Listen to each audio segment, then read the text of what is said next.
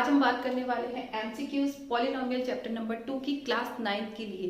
But उससे पहले हम आगे चले, यहाँ पर देख लो ये सारे क्वेश्चंस 20 क्वेश्चंस हैं आपके पॉलिनोमियल के जो मैंने शॉर्ट आउट की हैं आपके लिए। तो आपका थोड़ा सा फर्ज बनता है, वो क्या है, अगर आप चैनल पे पहली बार आए हो तो चैनल को सब्सक्राइब कर ही जाना और बेल आइकन को प्रेस कर लेना, क्योंकि यहाँ पर सारे क्वेश्चंस आपको मिलने वाले हैं टॉपिक वाइज, कॉन्सेप्ट वाइज, जैसा कि मैंने आपको पहले भी प्रॉमिस किया था। तो ये क्वेश्चंस आपके लिए हो सकते हैं टर्निंग पॉइंट, तो मेक श्योर कि आप भी क्वेश्चन स्किप ना करें। और साथ ही साथ आज हम एक गेम खेलेंगे, वो गेम ये है कि आप भी मेरे साथ साथ क्वेश्चन को सॉल्व करेंगे और फिर बाद में मुझे कमेंट करके बताएंगे कि आपके क्वेश्चंस कितने सही थे, राइट। और साथ ही साथ जो भी नए आए हैं प्लीज मुझे कमेंट में अपना नाम जरूर लिखना ताकि मुझे पता चल जाए, ठीक है। अब देखते हैं हमारा पहला question, which of the following is a polynomial, इसमें से कौन सा पॉलिनोमियल है। तो सिंपल सी बात है, यहाँ पर देखो x के ऊपर रूट चढ़ा हुआ है, ये नहीं होगा, ठीक है ना। x के ऊपर क्या है, रूट, तो ये नहीं हो सकता। यहाँ पर x की पावर फ्रैक्शन में, ये भी नहीं हो सकता। यहाँ पर x के ऊपर, अब यहाँ पे देखो यहाँ पर देख लो, इसके ऊपर भी रूट चढ़ा हुआ है, मतलब ये भी नहीं होगा, मतलब फाइनल आंसर यही होगा, ठीक है। अब यहाँ पे दिया है if a b c are all non zero polynomials if a plus b plus c is equals to 0 है। अगर a plus B plus c is equals to 0 है तो इसकी वैल्यू क्या होगी। तो इसके लिए हम फटाफट से इसको सॉल्व करते हैं। यहाँ पर BC होगा बच्चों, ये मिसप्रिंट हो गया है, मिसटाइप हो गया, सॉरी, BC CA और AB, ठीक है। A है तो BC होगा यहाँ पे, ठीक। तो यहाँ पे हम क्या एलसीएम ले सकते हैं, ABC ले सकते हैं, तो BC से BC कट आउट हो जाएगा, यहाँ पे मिलेगा AQ। ऐसे ही यहाँ पर AC कट हो जाएगा तो यहाँ पे मिलेगा BQ और यहाँ पर मिलेगा CQ। अब आपका फॉर्मूला लग गया a cube plus B cube plus C cube. अगर ABC 0 होता है तो हम इसको सीधा सीधा लिख सकते हैं 3ABC अपॉन ABC, ठीक है। तो ABC से ABC कट हो जाएगा, आंसर बचेगा 3। तो ऑप्शन बी इज राइट। देखा आपने कितना सिंपल है, अगर फॉर्मूले आते हैं तो बहुत बहुत बहुत सिंपल है। Find the value of p for which the polynomial this is exactly divisible by x minus 1/2। अब ये जो पॉलिनोमियल है वो x माइनस 1/2 से एग्जैक्टली डिविजिबल है, मतलब x माइनस 1/2 इस पॉलिनोमियल का फैक्टर है। तो अगर इस पॉलिनोमियल का फैक्टर है तो हम क्या पढ़ चुके हैं कि यहाँ से x की वैल्यू निकालो, यहाँ पुट कर दो और इक्वल टू में लगा दो 0। तो यहाँ से जब हम x की वैल्यू निकालेंगे तो आएगी 1/2। अब सिंपल सी बात है, यहाँ पे रखेंगे 1/2, तो 2 इंटू 1/2 की पावर 4 करेंगे, प्लस p 1/2 की पावर 3 करेंगे, प्लस 4 1/2 की पावर 2 करेंगे, ठीक है, प्लस 2 इंटू 1/2 प्लस 1 और इक्वल टू लगा देंगे 0। यही करना था ना, इतना ही तो काम था। अब देखो यहाँ पे 2 से 2 कट जाएगा और यहाँ पे क्या बचेगा, 2 अपॉन 4, 2 की पावर 4 है तो 16 हो जाएगा, प्लस यहाँ पर बचेगा p अपॉन 2 की पावर 3 है तो 8 हो जाएगा, प्लस यहाँ पे बचेगा 4/4 और यहाँ पर देखो ये बचा 1 और प्लस 1। तो कायदे से देखा जाए तो ये भी कट गया, 1 बचेगा, ठीक। तो यहाँ से हमें क्या मिल गया, और ये 2 1 जा 2, 2 8 जा 16, तो हमें मिल गया p/8। अब मैं नंबर को एक साथ रख रही हूँ, प्लस का 1/8, ठीक है, और प्लस का 3 इक्वल टू में 0। तो यहाँ से हमें क्या मिल जाएगा, 25/8 मिल जाएगा, ठीक है। तो इसी के नीचे लिख देते हैं, हमें मिलेगा p/8 प्लस 25/8। इसको हम अपॉन 1 करके फ्रैक्शन को क्या करेंगे, सॉल्व करेंगे, इक्वल टू 0 है। तो यहाँ से क्लियर है कि p/8 इज इक्वल्स टू मिलेगा माइनस का 25/8, 8 से 8 कट गया, तो p is equals to minus 25। Option b is right, है ना बच्चों। बहुत बहुत सिंपल क्वेश्चंस है, ध्यान से समझना इस चीज को।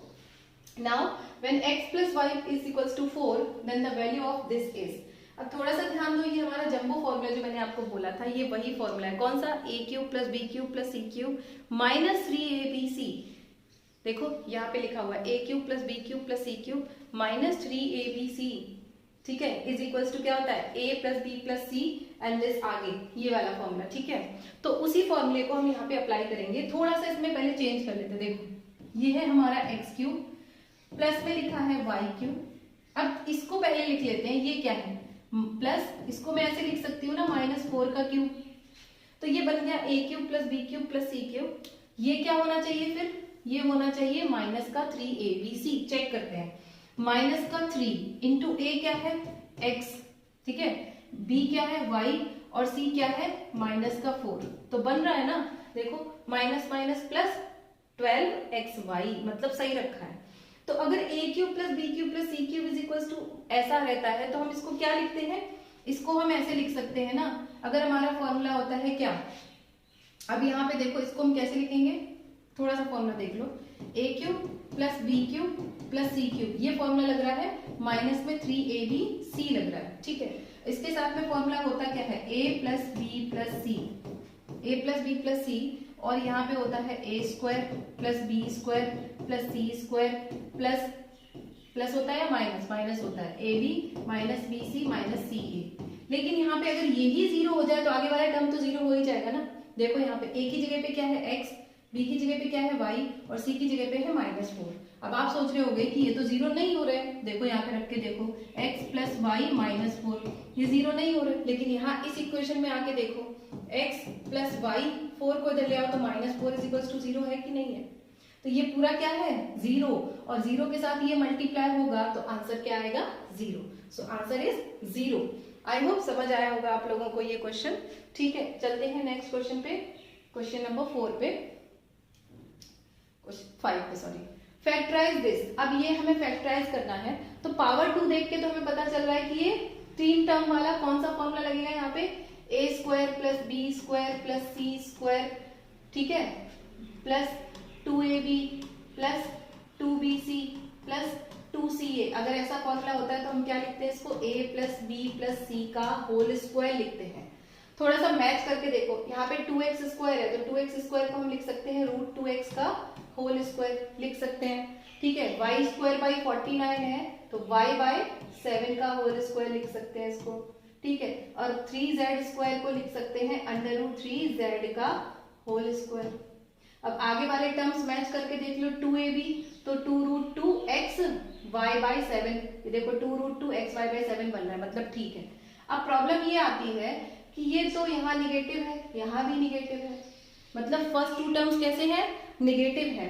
तो अगर ये निगेटिव है तो इसको भी हम निगेटिव बना देते हैं, फर्स्ट 2 टर्म्स को निगेटिव बना देते हैं, ठीक है। ये दोनों निगेटिव बन गए। अब थोड़ा सा ध्यान दो, माइनस का 2ab है और माइनस का 2bc है, हमने क्वेश्चन के हिसाब से बना लिया। इन दोनों में कॉमन क्या है, b कॉमन है ना, मतलब b ही क्या होगा, निगेटिव। अब b की जगह पे क्या रखा है, y बाय 7 रखा है। अब फॉर्मूला किसका बनेगा आपका, √2x minus y bye 7 plus √3z का होल स्क्वायर, ठीक है। देख लो कौन सा ऑप्शन सही है, ऑप्शन सी सही है, ठीक। For a polynomial px, x minus 2 is a factor of factor, ठीक है। कोई पॉलिनोमियल है px और उसका फैक्टर है x माइनस 2, तो p2 की वैल्यू क्या होगी, मतलब जब हम x की जगह पे 2 रख देंगे तो क्या होगा, सिंपल सी बात है, हमने पहले ही पढ़ रखा है कि अगर ये फैक्टर है तो यहाँ से जो वैल्यू निकलेगी x की वो 2 ही निकलेगी, और 2 रखने पे फैक्टर क्या हो जाना चाहिए, 0, तो मतलब आंसर आना चाहिए 0, फैक्टर नहीं हो जाना चाहिए 0, मतलब पॉलिनोमियल हो जाना चाहिए 0। यही तो हमसे पूछा है कि भाई कोई पॉलिनोमियल था px, कोई भी पॉलिनोमियल हो x y z, वहां पर अगर हम x = 2 रखते हैं और पहले ही ऑलरेडी उसने कह दिया कि x माइनस 2 फैक्टर है, तो सिंपल सी बात है x = 2 रखने पे ये 0 आना चाहिए ना, तो आंसर 0 हो जाएगा, ठीक है भाई। नेक्स्ट देखो question number 7। The polynomial with 1 degree is called, जिस किसी पॉलिनोमियल की एक ही पावर है, हाईएस्ट पावर 1 है, तो क्या होगा, लीनियर होगा ना, हाईएस्ट पावर कितनी है 1, तो लीनियरिटी में आ गया ना, वो लीनियर पॉलिनोमियल कहलाएगा। And √3 is a polynomial of degree, constant है ना वैल्यू √3, सो √3 को हम लिख सकते हैं x की power 0, so √3 into 1 that is √3, मतलब कि 0 डिग्री पॉलिनोमियल होगा ये। कौन सा पॉलिनोमियल होगा, 0 डिग्री पॉलिनोमियल। नेक्स्ट क्वेश्चन आ जाओ, हाँ नेक्स्ट क्वेश्चन, इफ 3 + 5 - 8 इज 0। अब फिर से देखो वही जंबो फॉर्मूले वाली बात आ गई है, वही वाला फॉर्मूला फिर से यहाँ पे अप्लाई होगा कि अगर हम इसको बोले a plus b plus c, अब a की जगह क्या है 3, b की जगह पे 5 और c की जगह पे -8, दिस इज इक्वल्स टू 0। तो हमें बताना है कि a³ plus b³ plus c³ is equals to क्या होगा, तो कंडीशन क्या कहती है, अगर a plus b plus c 0 है तो इसका आंसर क्या होना चाहिए, 3abc होना चाहिए। सो वैल्यू पुट करो, 3 इंटू a की जगह पे क्या है 3 है, b की जगह पे 5 है और c की जगह पे -8, तो इनका मल्टीप्लाई क्या आ जाएगा, माइनस का 360 आ जाएगा। So option c is right, ठीक। अब देखो question number 10, find the value of a such that x minus 2 is a factor of polynomial. x minus 2 factor है तो यहाँ से x की वैल्यू क्या आ जाएगी, 2 आ जाएगी। अब x की वैल्यू 2 यहाँ पे पुट कर दो और वैल्यू फाइंड आउट कर लो a की, बहुत इजी है। देखो यहाँ पे क्या रखेंगे, 2 रखेंगे, तो 2 की पावर हो जाएगी 4 प्लस a, 2 की पावर हो जाएगी 3 प्लस 2, 2 की पावर 2 माइनस 3 इंटू 2 और बराबर में लगा दो 0। 2 की पावर 4 हो जाएगा 16 प्लस ये हो जाएगा 8 a, ये कितना हो जाएगा 2 2 जा 4 2 जा 8 माइनस 6, ठीक है, इक्वल्स टू 0। सो सिंपल है, यहाँ से बचेगा 8a is equals to 16 18 minus का, so a is equals to minus का 18/8 मीन्स माइनस का 9/4। So option okay c is right, option c is right, ठीक है। इंपॉर्टेंट क्वेश्चंस हैं, स्किप नहीं करना, साथ साथ करते जाना, बताते जाना मुझे कि सही आ रहा है कि नहीं आ रहा है। भाई आपका भी तो आंसर आना चाहिए ना। मैंने क्या बोला, 1 मिनट के लिए पॉज कर दो वीडियो को, पॉज करने के बाद खुद से सॉल्व कर लो। खुद से सॉल्व करने पर अगर आंसर सही आ जाता है तो इससे खुशी की बात तो कुछ है ही नहीं ना, मेरी जरूरत तो फिर आपको पड़ेगी नहीं। अगर नहीं आता है तो सॉल्यूशन में शॉर्ट में बता रही हूँ, क्योंकि ब्रीफ में बहुत ज्यादा, पहले मैंने जो एक वीडियो बनाया था उसमें बहुत ज्यादा एक्सप्लेनेशन के साथ आपको बता दिया था, तो अब जरूरी नहीं है ना कि बार बार उसको लेंदी करें, हम खींचें, ठीक है। यहाँ पे देखो ये वैल्यू बतानी है, बहुत सिंपल है, a² माइनस b² लग रहा है, लगाओ इसका आंसर मैं बता देती हूँ 737 होगा, आप लगाओ। a² माइनस b² का फॉर्मूला लग रहा है, बताओ, इसको नहीं बताऊंगी, बहुत सिंपल सा क्वेश्चन है। अगेन ये भी देखो, px is equal to x की पावर 51 प्लस 51 है, then the value of p minus 1, अरे वाह, तो आपको पता है ना -1 यहाँ पे रखोगे, p माइनस 1 तो क्या होगा, -1 की पावर 51 प्लस 51। अब आपको पता है नेगेटिव नंबर की पावर ऑड है तो आंसर भी ऑड ही आएगा, मतलब माइनस का 1 आएगा plus 51, simple answer 50। So option D is right. Logic है, लॉजिक के साथ मैजिक भी है, अगर आता है तो मैजिक है, नहीं तो लॉजिक है, ठीक। सो अगेन देखो, if a plus b plus c is 13, ab plus bc plus c is equals to 84, then the find the value of a square plus b square plus c square। तो यहाँ पे a square b square c square की बात कर रहा है, तो हम जो फॉर्मूला लगा सकते हैं वो a plus b plus c का होल स्क्वायर लगा सकते हैं। तो फॉर्मूला क्या होता है हमारा, a plus b plus c का होल स्क्वायर अगर हम बोलते हैं तो यहाँ से क्या होता है, a square plus b square plus c square plus 2 bracket में A B plus B C plus C, ठीक है, यही होता है। तो यहाँ पे a plus B plus C कितना है, 13 का स्क्वायर हो जाएगा 169 इज इक्वल्स टू, ये वैल्यू हमें फाइंड आउट करनी है तो इसको छेड़ना नहीं है, ठीक है, ऐसे ही रख देंगे।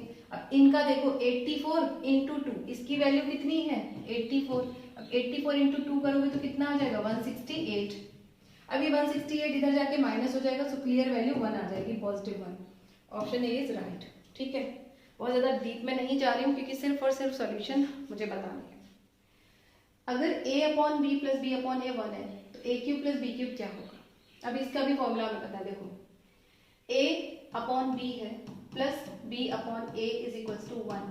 यहाँ से जब आप सॉल्व करोगे तो a भी आएगा एलसीएम, तो यहाँ पे हो जाएगा a square plus b square is equals to 1, means मैं लिख सकती हूँ कि a square plus b square is equals to a भी होगा ना, ठीक।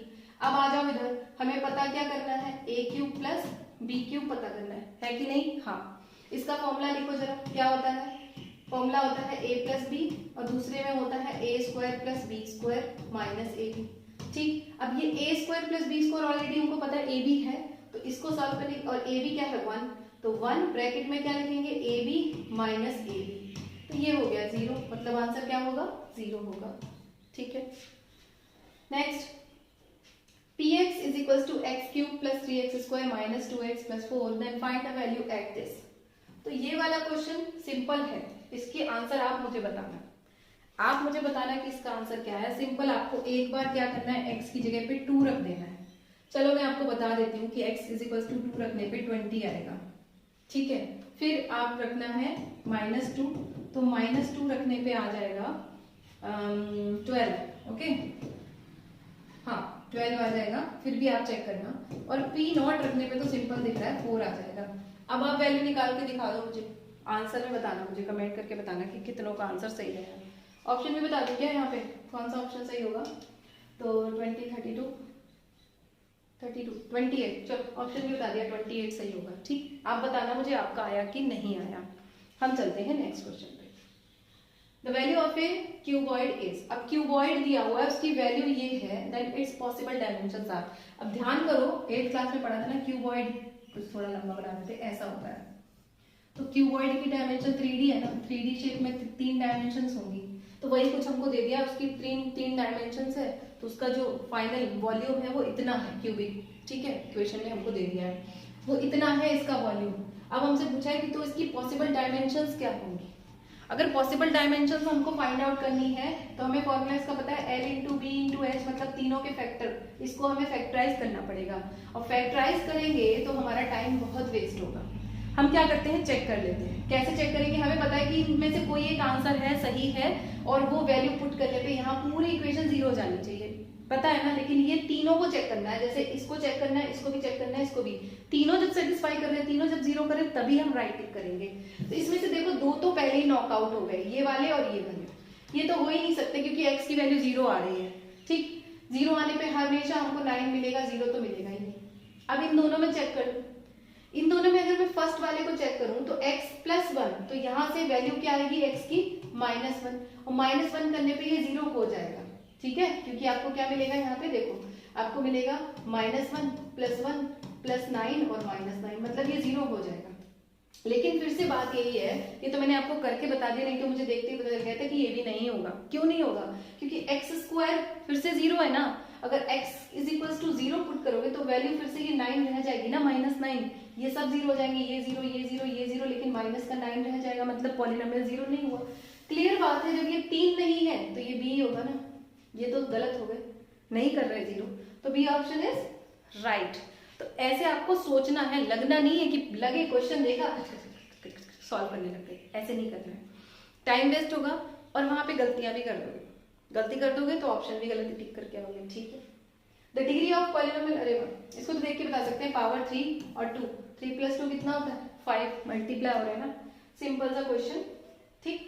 नेक्स्ट देखते हैं question number 18, px is equals to x की पावर 160 एंड प्लस 2x की पावर 141 है, 144 नहीं है, प्लस k भी है यहाँ पे। अब हमें p -1 पे इक्वल टू 0 भी दे रखा है, तो k बताओ। तो सिंपल सी बात है ना, p -1 की वैल्यू 0 दे रखी है, मतलब x की वैल्यू कितनी है, -1 है। तो अगर हम यहाँ पे पुट करें -1, तो यहाँ पर भी x की वैल्यू -1 पुट करते हैं, -1 की पावर 160 कर देंगे और प्लस 2 -1 की पावर 141 कर देंगे और प्लस में रख देंगे k, ठीक है। अब ये तो हमें 0 दे रखा है, 0, -1 की पावर 160 है, इवन है तो 1 मिलेगा, यहाँ पे -1 की पावर 141 ऑड है तो माइनस मिलेगा, यानी -2 प्लस k। तो सिंपल पता चल रहा है ना, k = 1 आ जाएगा, ऑप्शन ए इज राइट, ठीक। px = r, ठीक है, एक मिनट, px = x² + kx + 6 दिया है, then find the value of k, factor तो दिया ही नहीं, ठीक है वो, एक मिनट, अरे बाबा कोई बात नहीं, चलो, हो सकता है इनकम्प्लीट टाइपिंग की हो, सो मैं आपको एक वैल्यू दे देती हूँ। आप सपोज कर लो यहाँ पे x + 2 इज अ फैक्टर, ठीक है, x + 2 अगर इसका फैक्टर होगा तो हम यहाँ से वैल्यू निकाल सकते हैं x - 2, ये मैंने रैंडम दे दिया है, ठीक है, वैसे तो क्वेश्चन इसको मैं डिसमिस ही कर देती हूँ यहाँ से, ठीक है, बट फिर भी अगर देते तो फिर हम क्या करते, x = -2 पुट करके कोई ऑप्शन चूज कर लेते, ठीक, आ जाता हमसे, बट अभी नहीं है तो इसको छोड़ ही देते हैं। अब पॉलिनोमियल px = अगेन, ये क्वेश्चन बहुत इंपॉर्टेंट है, 150, एक पॉलिनोमियल जिसकी पावर कहाँ से शुरू हुई है, ध्यान देना, पॉलिनोमियल है 150 प्लस x की power 149 plus this can have maximum number of terms. इस पॉलिनोमियल में मैक्सिमम नंबर ऑफ टर्म्स कितने हो सकते हैं, तो मुझे पता है कि अगर कोई पॉलिनोमियल होता है x की पावर n का, ध्यान से सुनना इस बात को, कि अगर कोई पॉलिनोमियल होता है x की पावर n का, तो उसमें जो मैक्सिमम टर्म्स होते हैं ना वो n + 1 होते हैं। ज्यादा से ज्यादा कितने हो सकते हैं, कम की बात नहीं कर रही, कम तो कितने भी हो सकते हैं, एक भी हो सकता है, लेकिन ये ज्यादा से ज्यादा पूछ रहा है, तो n + 1, यानी n यहाँ पे कितना है 150, तो 150 + 1 151 हो सकते हैं, ठीक है। एग्जाम्पल के तौर पे समझ लो, अगर हम क्वाड्रेटिक इक्वेशन लिखते हैं तो क्वाड्रेटिक में पावर कितनी होती है, पावर होती है 2, ठीक है, लेकिन हम इक्वेशन कैसे लिखते हैं, ax² + bx + c, इसमें टर्म्स कितने हैं, 3, मैक्सिमम इतने ही हो सकते हैं ना इसमें क्वाड्रेटिक के लिए, इससे ज्यादा नहीं हो सकते, so option b is right. So these are some 20 questions, और मैंने कोशिश की है कि आपको जल्दी से जल्दी समझा दूं, कम टाइम में समझाने की कोशिश करी है। अगर पसंद आए हैं, ये पसंद आने की तो बात ही नहीं है, पढ़ाई वाली बातें में पसंद नहीं होती, ठीक है।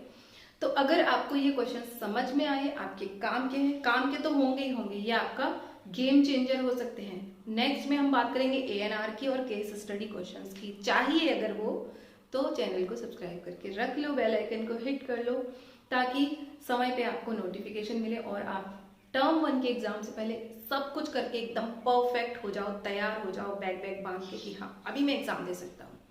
सो मिलते हैं नेक्स्ट वीडियो में ANR के क्वेश्चंस के साथ या फिर केस स्टडी क्वेश्चंस के साथ। तब तक इनकी प्रैक्टिस करो और कोई डाउट है तो मुझे पूछ लेना। एंड यस, वो बात नहीं भूलना, मुझे बताना जरूर कि कितने क्वेश्चंस आपके सही हुए, मेरे साथ मैच करके जरूर बताना, ठीक है।